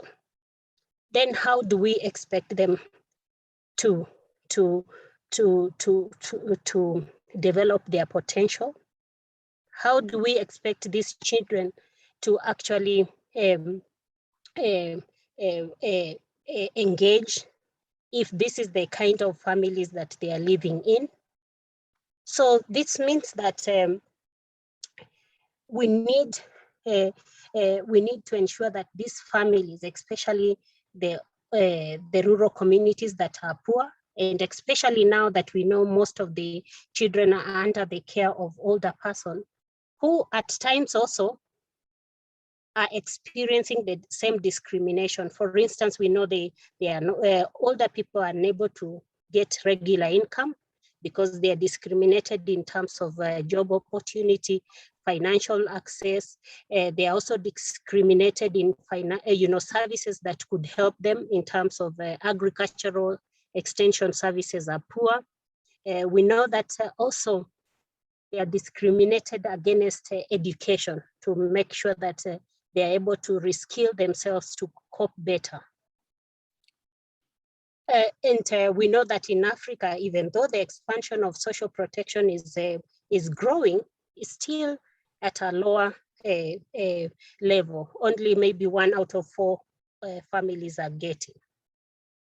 But even to compromise the situation further is that the women are living longer. And we know that in Africa or most of the rural places, then there are issues to do with the inheritance because of the patriarchal nature of our laws. So they will miss, it means that most of the women then will be disinherited. But even further, we know that women and even our own girls continue to provide care, and that also compromises the level at which they will develop or their level of interacting into productive activities. And these care responsibilities do not reduce. It's across the life course of our girls and our women, including in old age. So it means that then our girls and women of all ages, then they experience accumulated and multiple and intersecting barriers and discrimination that really intersect with other issues that compromise their future. If, for instance, education and wage differences, inheritance, productive and reproductive roles, and the voices and agencies which are also compromised, as I had said. So in conclusion, for us then to be able to have a world where there's gender equality and our girls and women of all ages are able to get to access their rights and entitlement.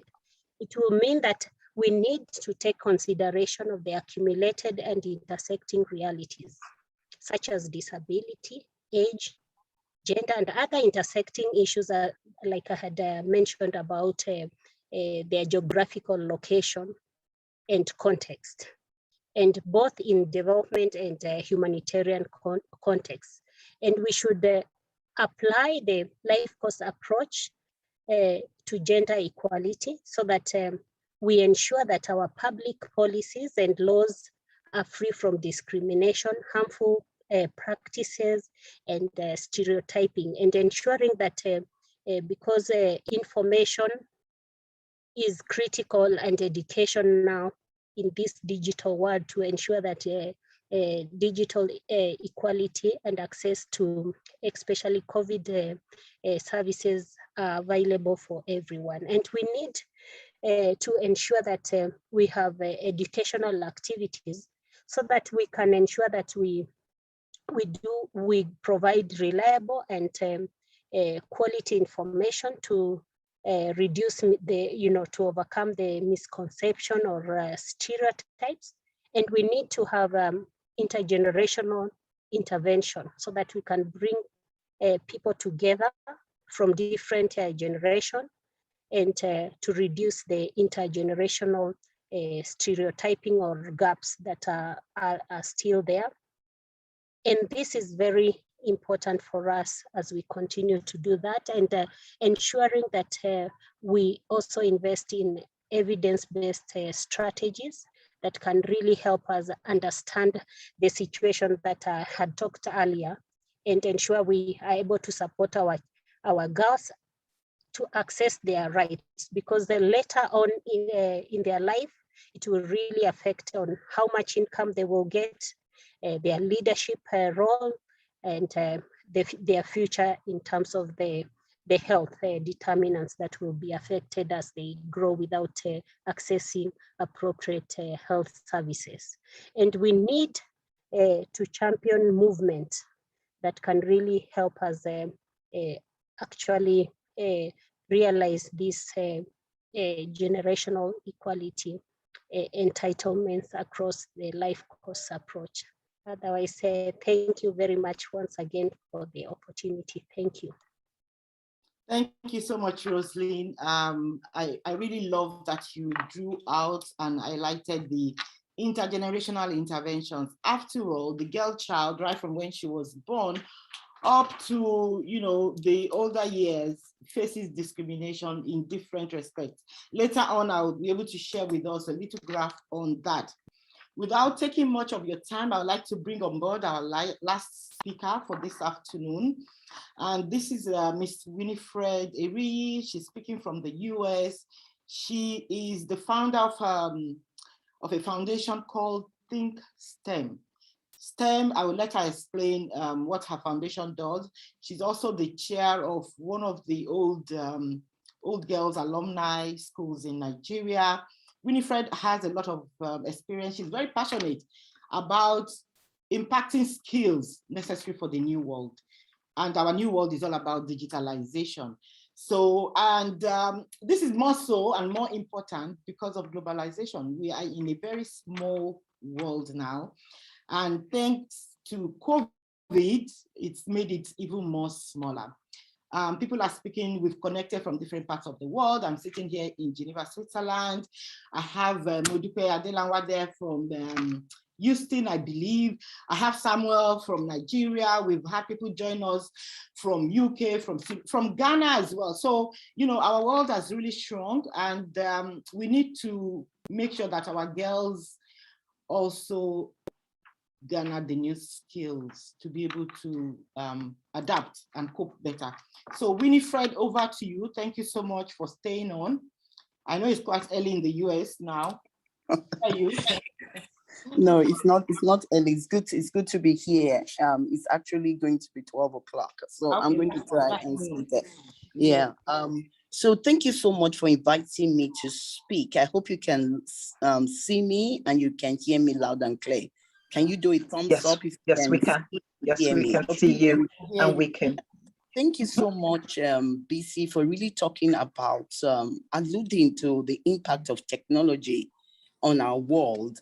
As a young girl, that is like 38 years ago, a female came to my secondary school, QC. She was the first female engineer of Nigeria, and she told us it was a college and career readiness day. So I'm really passionate about college and career readiness. I think they are life changes. But anyway, she told us about the problems we had in the country.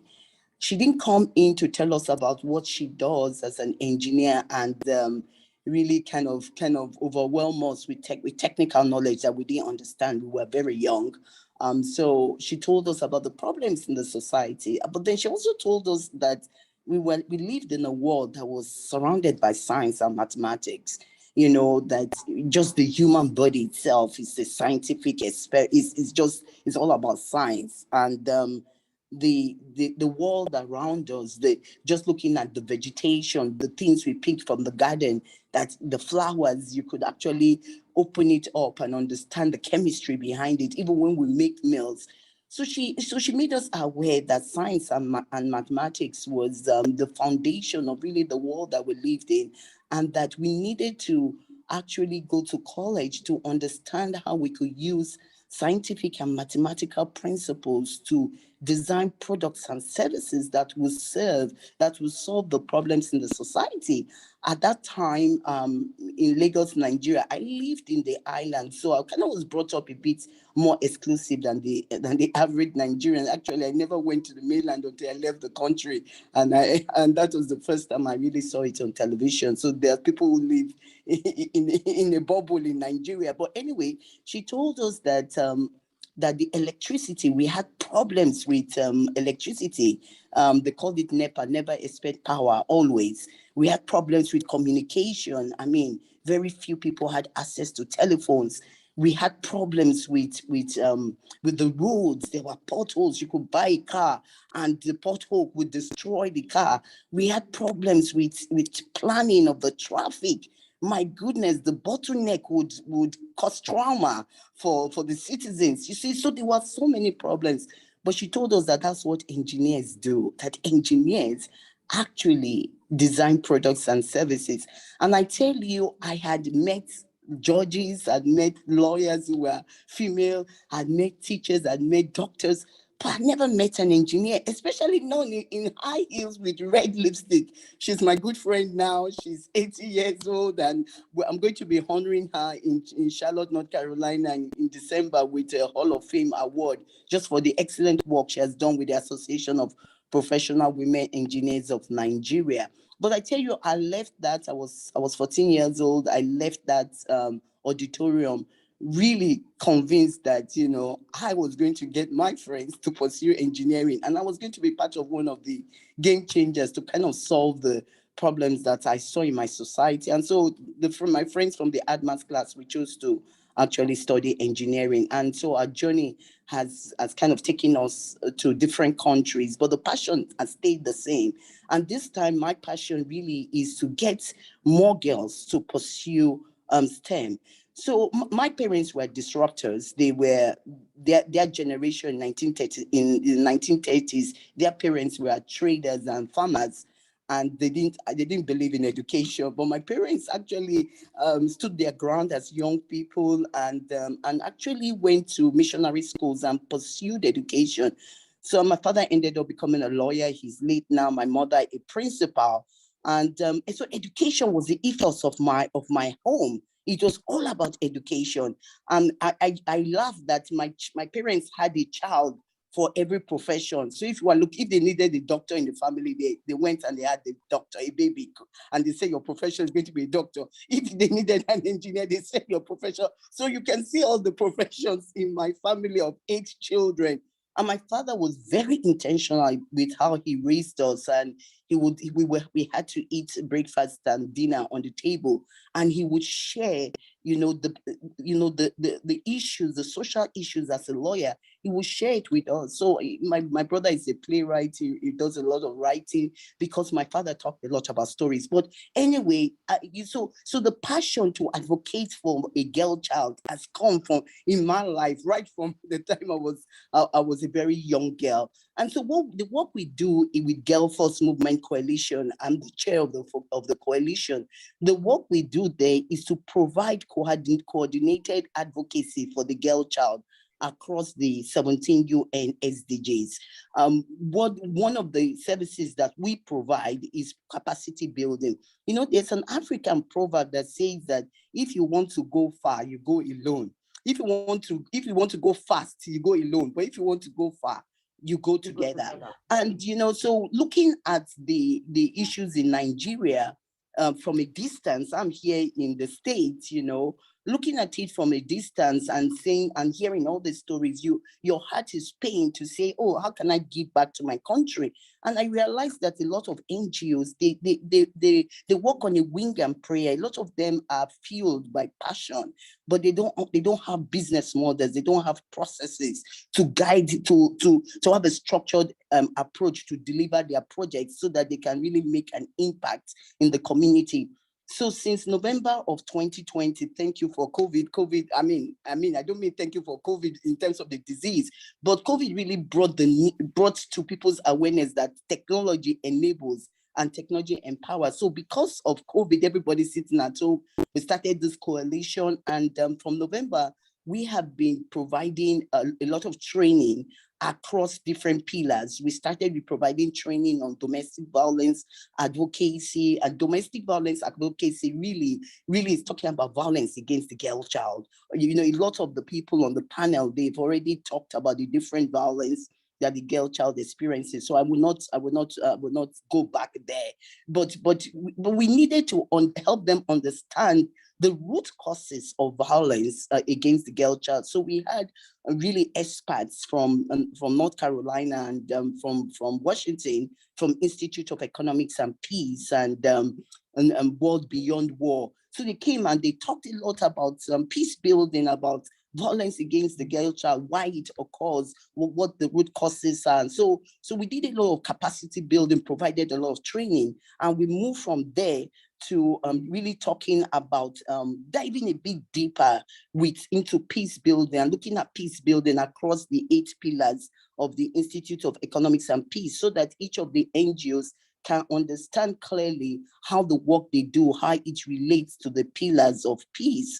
And so we move from there, and we're moving on into education. And on October 11th, we're going to be doing a college and career readiness event.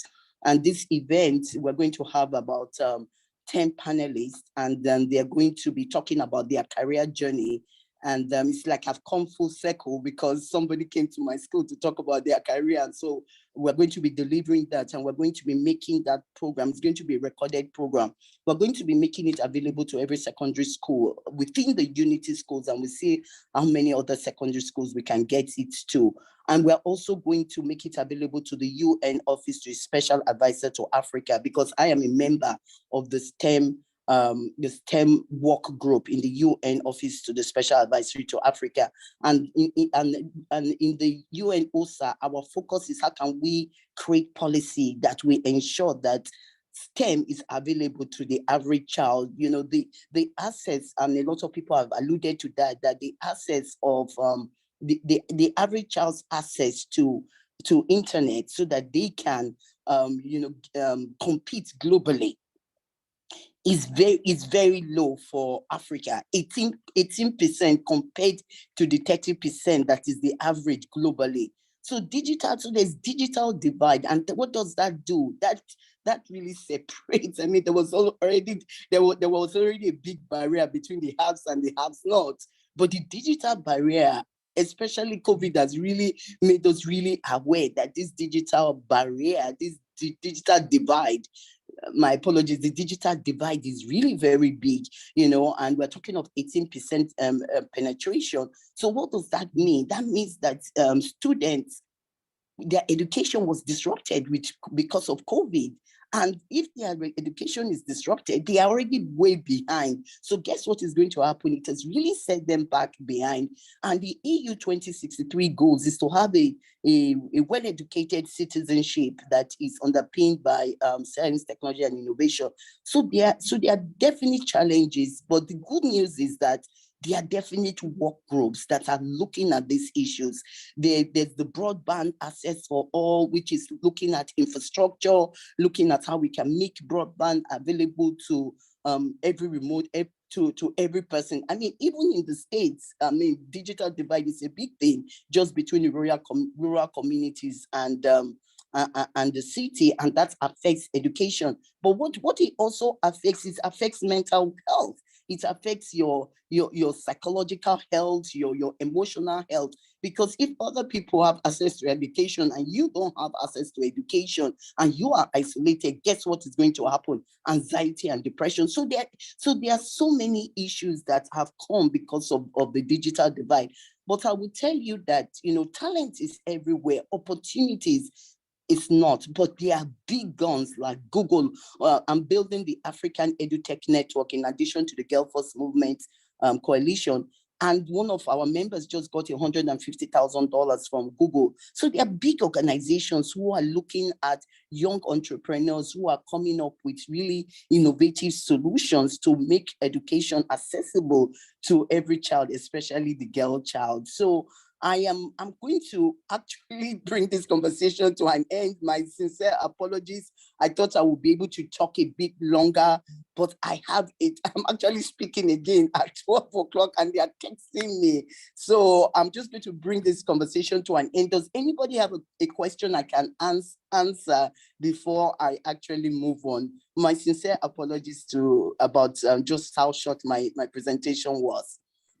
Thank you very much. Madam BC, can I butt in there, please? Can I just ask, just kind of lend voice to what you're saying? And that was brilliant, Madam Winifred, brilliant. And I do agree with you about, the foundation, if I may use the word, from the time of our parents, just like the story you shared when your father would sit you down around the table and share stories and all that. Would you say that the voice of a girl child has been in being for long, or is it just coming to our awareness now?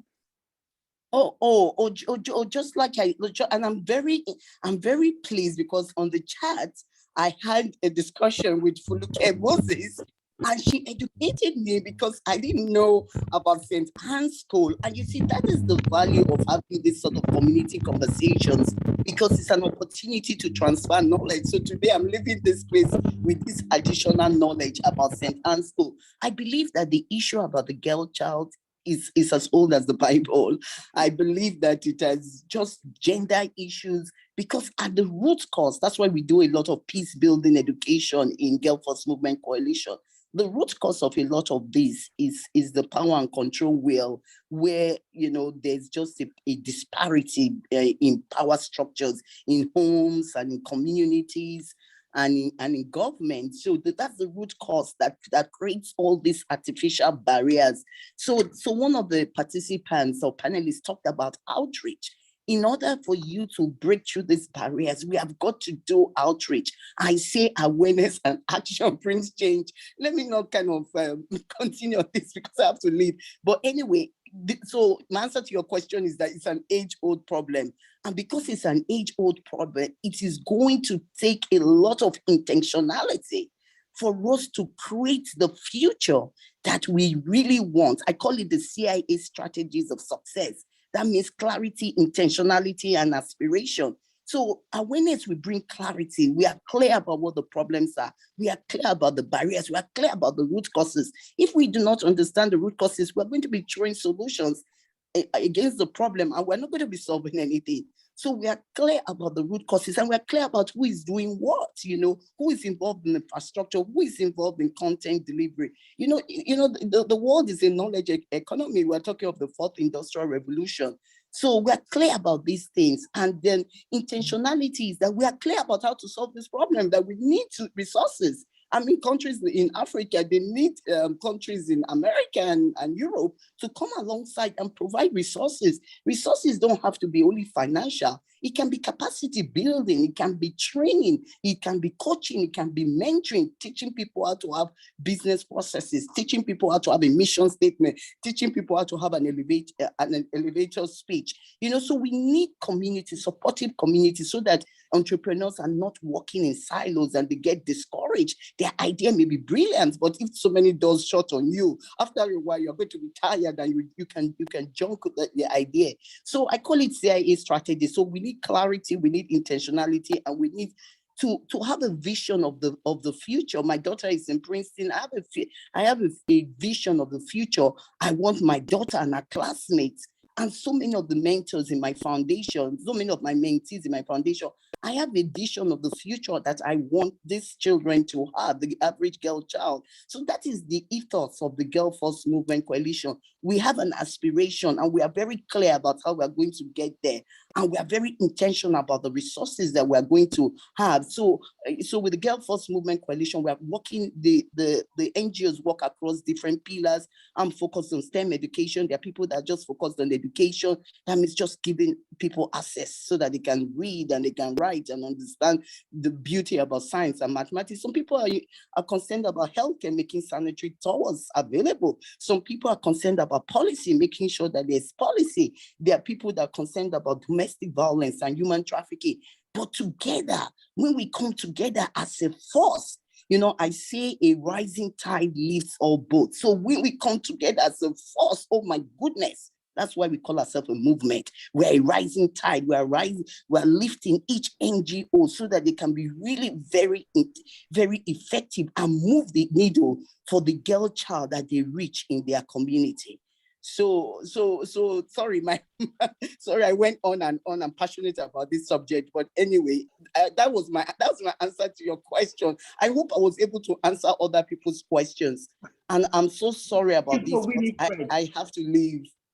Before you go, we know what they say about STEM, about the science subjects, about mathematics. How do we interest our girls? Because we know that is the future. That is the way to go, especially post-COVID. And we really need to come to terms with that it's not going away. I'm not talking about COVID, but the new world that has emerged post-COVID is not going away. It's here. Yes, so I'm very passionate about that. So science and technology becomes more crucial and more important. How do we interest our girls? Bridging that gap between our intentionality. We all have good intentions. That's why we are here today, and we've stayed beyond our time. But how do we bridge that gap between our intentionality and, you know, the different outreach we do, the actions, to practicality, getting our girls to really want to embrace science and technology? Okay, just give me a minute. Let me tell them I'm coming. Just 1 minute. Let me just tell them I'm coming because they are kind of pinging me. Okay, so how do we bridge that? You know, that is such an important subject, and that is really my heartbeat. I love the girl child. So you have a lot of organizations, like, especially in Africa. I talked about Association of Professional Women Engineers of Nigeria. You have the Fellowship of Engineers. You have a lot of women in science, a lot of organizations within Africa, and that some of them are part of my African EduTech network. So what we have to do again, I really believe in community. You have to bring people together in a community, then you have to empower them. To help girls pursue STEM, you need people, you need outreach. Awareness and action brings change. You need role models. Like Mrs. Olumaduka, she was a role model that came to my school. She came to my school when I was 14 years old. I was about to tell you the age, but the year, but now you will know my age. So let me leave the year. But you need role models.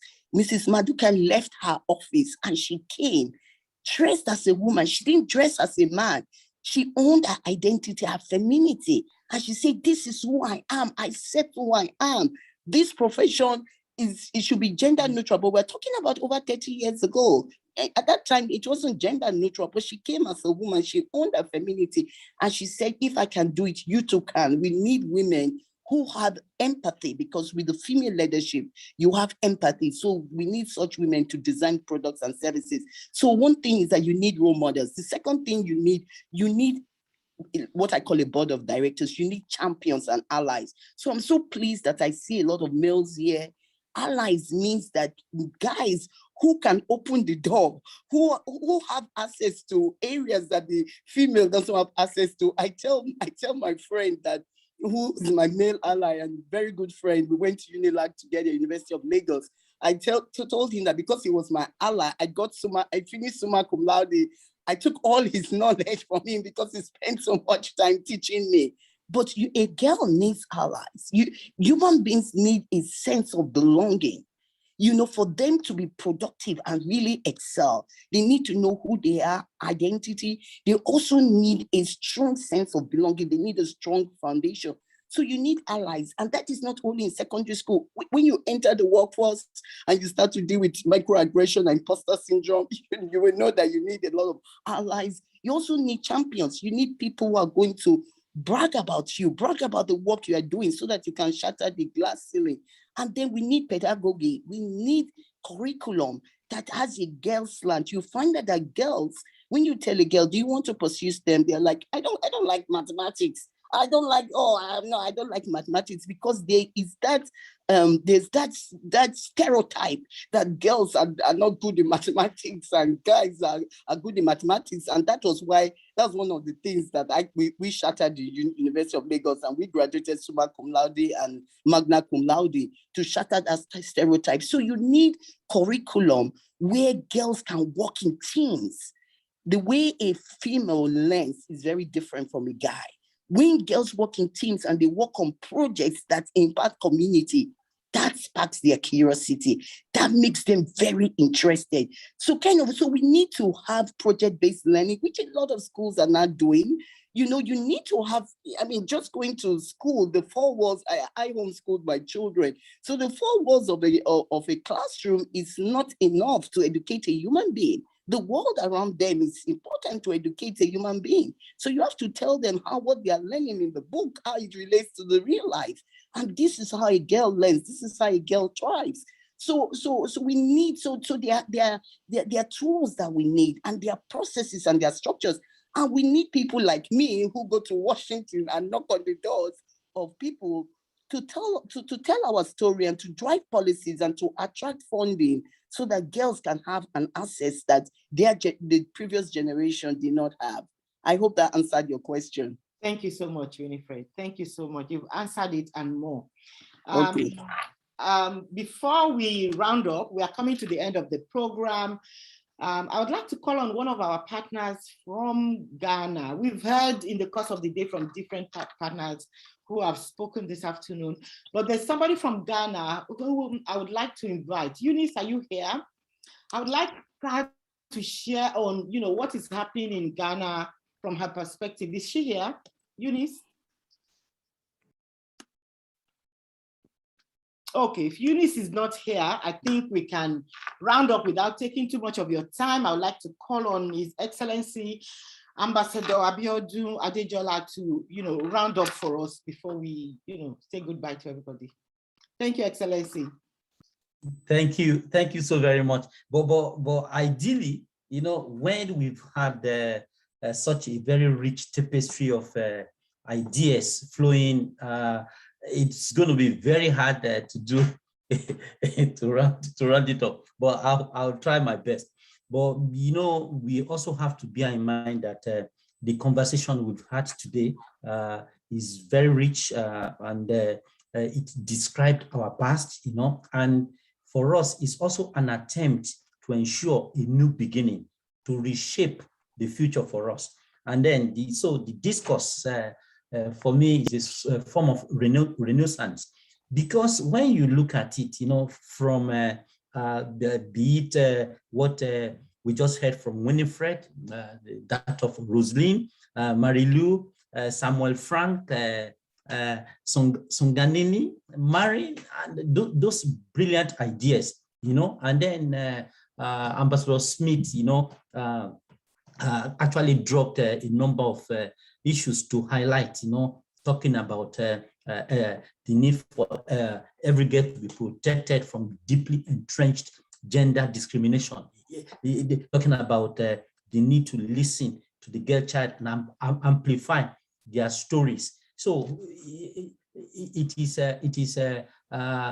for us what we need to do going forward, knowing that we can also change the narrative, and it is by our action. And then that is where the quote from Rumi, quoting the Persian philosopher, that going forward, what we need to do is to keep asking that question constantly. So whatever we do in terms of listening to them, in terms of watching out for them, in terms of shaping the future, and then knowing that future belongs to them. So we will ask, if anything happens, then the first question is it true? The second one, is it necessary to sustain such narrative? And then is it even kind to them? So for me, I've been blessed, by watching and listening to all these wonderful people sharing their experiences and then highlighting what we need to do as a people to understand the tenor of times, and then to also walk away from what has been, and then even from the past, whatever we see from the past that are wonderful, we have to take them forward, and then whatever we believe have not served us in good stead, we also need to run away from them and then reshape our lives. I thank you so very much, even for the opportunity given to me to partake in the fullness of this hour. And I can't thank you enough for you, Dr. Adebayo, and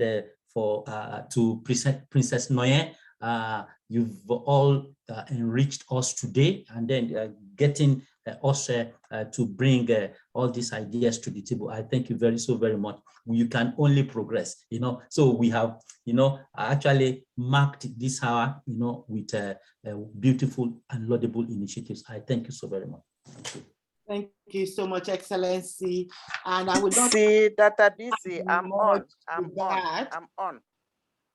Is that Eunice? I'm on. Yes, Eunice is on from the word go. From the word go. Okay, because I know I saw you online. I was like, yes, I'm still online. I'm still online, my dear. Okay, we are listening. Yes, I'm so much delighted to take part in this conversation, as I can put it, because this is the first time you have invited me. And I'm so glad to hear a lot. I have learned a lot. And as I can put it, the story is not different from Ghana. It's the same that has cut across Africa. At the moment, my organization, I'm the president of Association for Ghanaian Women and Children's Welfare. And we are into domestic violence and all harmful traditional practices against women and children. As at now, we are battling with teenage pregnancy. Because of COVID, as you can put, as the other previous people said, COVID has really caused a lot of problems in the communities where there is poverty. Because of poverty, it has become a problem. And because of COVID, schools were closed for long. And the children didn't have anything doing, as I can put it, in the rural areas because of poverty. So they were prone to a lot of dangers. And when schools reopened, most of them didn't go back to school.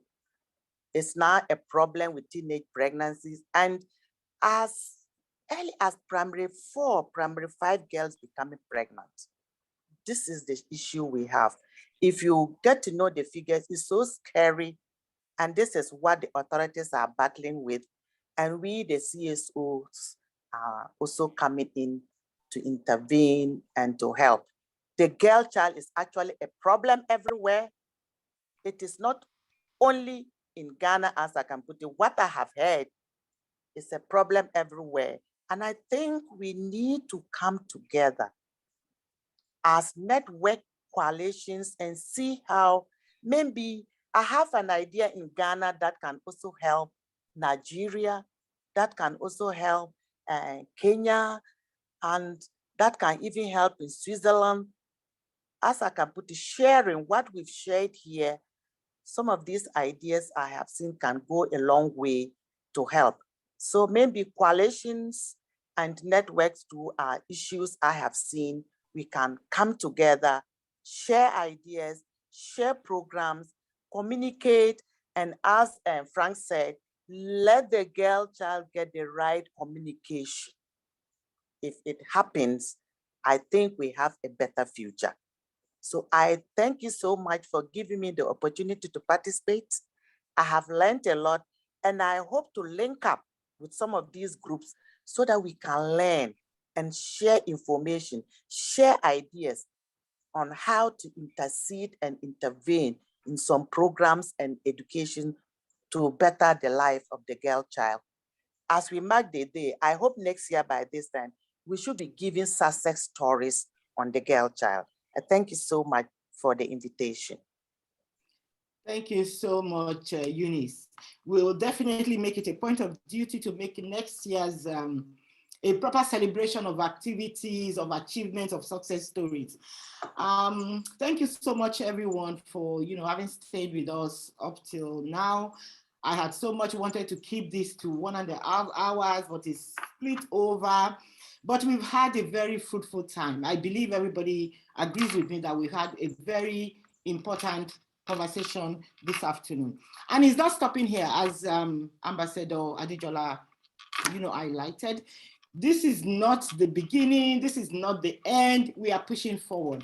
We are pushing forward with the discussions. It's a renaissance, and it's going to spark a new beginning.